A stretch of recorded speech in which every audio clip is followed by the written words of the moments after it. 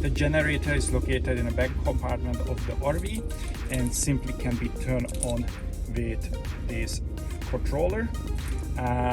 Please turn on battery, make sure that eco mode is off, and press on button.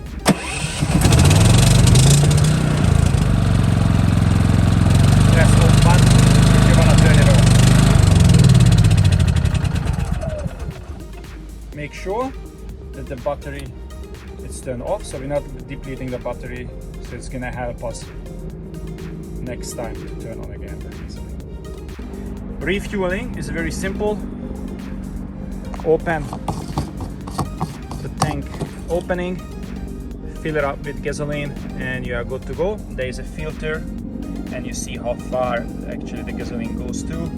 Close it in and you're good to go.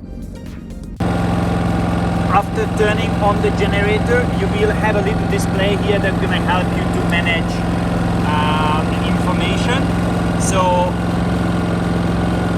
F means the remaining runtime of the generator. So it's going to run another 5 hours and 15. This is how much power it puts out. Please note that on 25% runs the longest. So if you're throwing too much power, obviously it's going to reduce your runtime. This is the amount of fuel in liter you have available.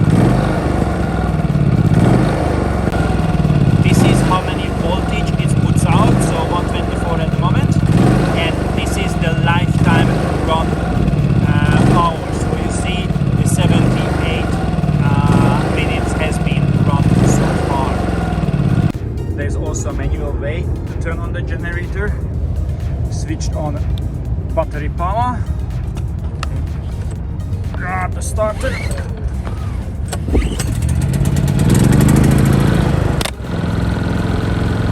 to go. If you want to turn it off, turn on generator power.